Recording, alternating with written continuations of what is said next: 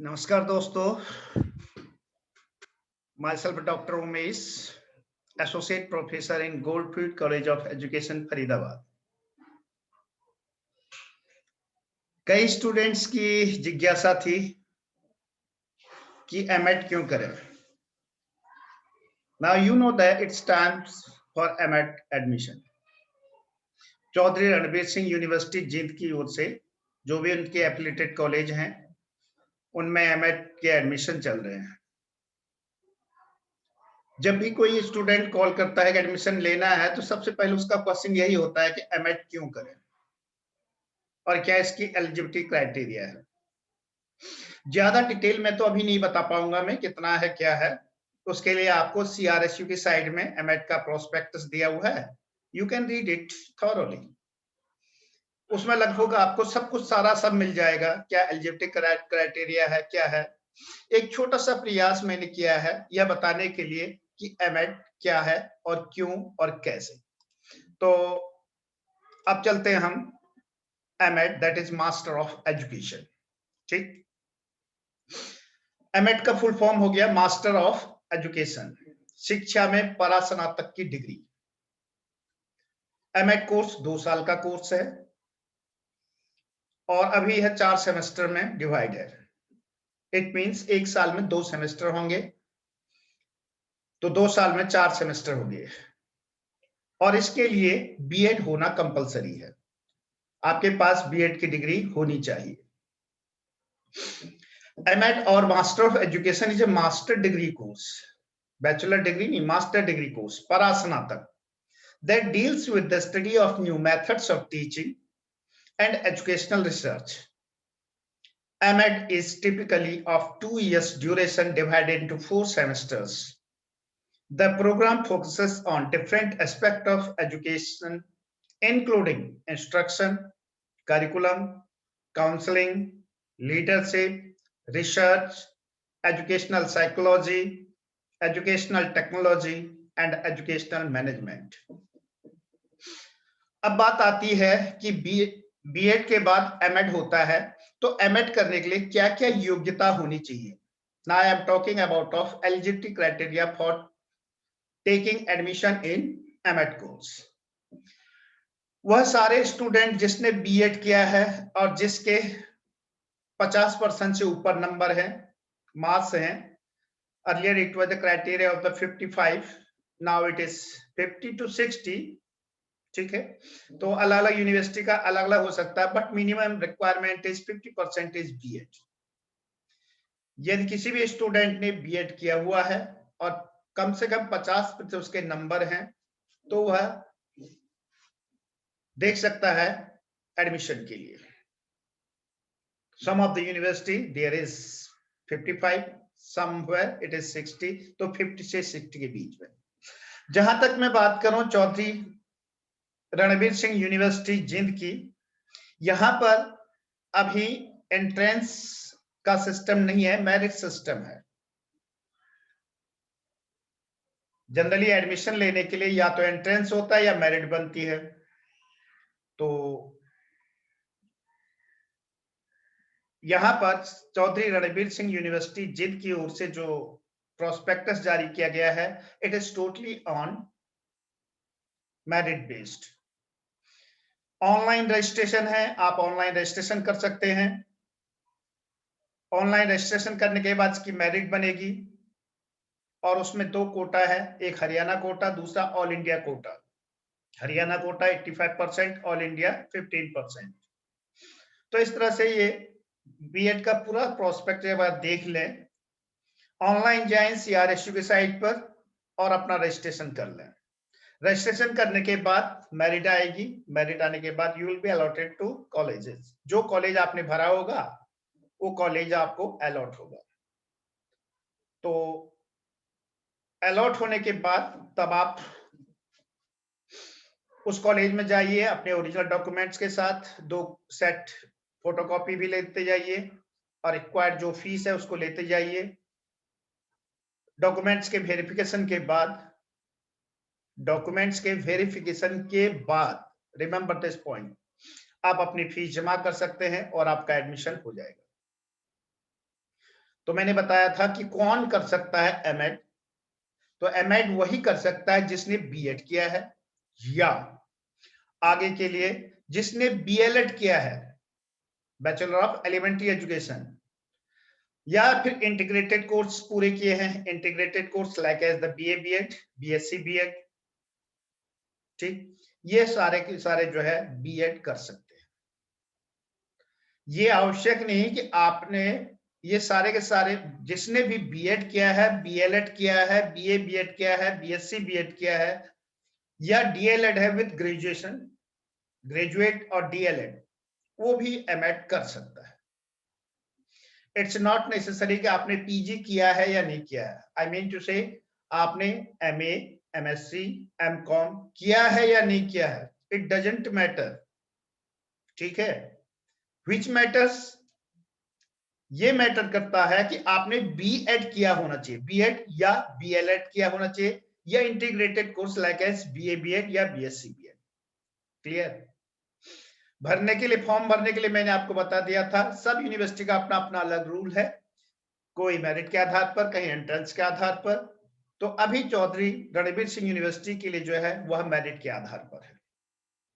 आप online form भरिए, आपकी मेरिट बनेगी, मेरिट के आधार पर आपका नंबर आ जाता, तो then you will have to go to the college, okay, verify your original documents, and after that you can submit your fee and you will be admitted there. क्यों?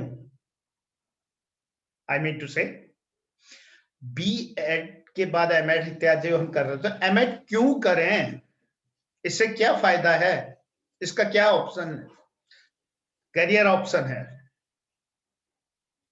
Sometime we get confuse. मैं आपको अपना example देता हूं, यदि मैंने MEd नहीं किया होता तो मैं बीएड कॉलेज में एज अभी एसोसिएट प्रोफेसर नहीं होता। समझ गए होंगे। यदि आपने एमएड किया है तो एमएड करने के बाद आप एज ए टीचर जा सकते हैं, एज असिस्टेंट प्रोफेसर जा सकते हैं, ठीक है। और उसके बाद यदि आपकी पीएचडी है तो आप एसोसिएट, उसके बाद professor, and there are so many option after pursuing, after completing your MEd. जहां पर टीचर की जो है रिक्वायरमेंट होती है, एमएड इज प्रिफर्ड, एमएड को वहां पर ज्यादा प्रेफरेंस दिया जाता है। तो इस तरह से हम देखें तो career scope after MEd course, a degree in Master of Education opens up ample career opportunity for a student in the fields of teaching and education। कहां पर? टीचिंग एंड शिक्षण में और शिक्षा में जो है एमएड का बहुत बड़ा, बहुत सारे अवसर हैं। A postgraduate in MEd can find promising job at places such as education consultancies, publishing houses, schools, colleges, coaching centers, research and development agencies, and so on. अब कुछ जो है, some of the popular MEd jobs are academic content writer, because in MEd there is the research paper, and you know that how to conduct a research, educational research. Okay, research in social science, you know how to do it. MEd ये आपको अवसर देता है उसके बाद कि academic content writer का। Next is child care director, because in MEd there is specific subject for the child care. Education consultants, that mean education consultant, and also education counselor, educational media and technology specialist, educational policy developer, educational researcher, that means if you want to pursue PhD in education, you can do after MEd, you can do after MEd। JRF भी कर सकते हैं, इससे net या JRF, इसके through जो है PhD में एडमिशन भी आप ले सकते हैं एजुकेशन सब्जेक्ट पर। Educational researchers, home tutors, online tutors, PGTs, also principal and vice principal, private tutor and school teachers. तो इसीलिए एमएड करना क्यों जरूरी है? यदि आप चाहते हैं हायर एजुकेशन में जाने के लिए, शिक्षा के क्षेत्र में जाने के लिए और रिसर्च से पूरी जानकारी, एजुकेशनल रिसर्च, एजुकेशनल टेक्नोलॉजी, शिक्षण जो आपके एजुकेशनल एड्स हैं, इंस्ट्रक्शनल एड्स हैं, उनके बारे में जानकारी, teaching methods, teaching technologies, also more about of school administration. You can learn it from AMET course. तो मैं यही कहूंगा, 2 साल का कोर्स जरूर है, पहले 1 साल का था, 2 साल का. It will give you a lot benefit in future, a lot benefit. बशर्ते कि यदि आप एमएड में थोड़ी अच्छी तैयारी करते हैं और ध्यान लगा के पढ़ते हैं और कम से कम 55% मार्क्स लाते हैं. यदि आपके मार्क्स 55% से कम है तो उसकी कोई यूटिलिटी नहीं है. फिर केवल आपके नॉलेज के लिए है, एक्सटर्नल जॉब इत्यादि अफेयर के लिए, उसके लिए फॉर दैट 55% इज रिक्वायर्ड. तो थोड़ी सी एक समरी. फिर after BEd you can go for MEd, master of education. BEd करने के बाद हम एमएड कर सकते हैं. It is a degree, postgraduate degree. It is a postgraduate degree to prepare educators by nurturing professional skills, widening knowledge, and offering hands-on experiences in research.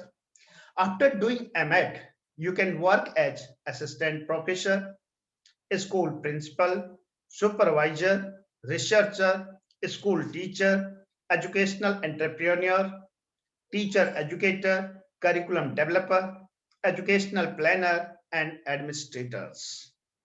और भी. इसीलिए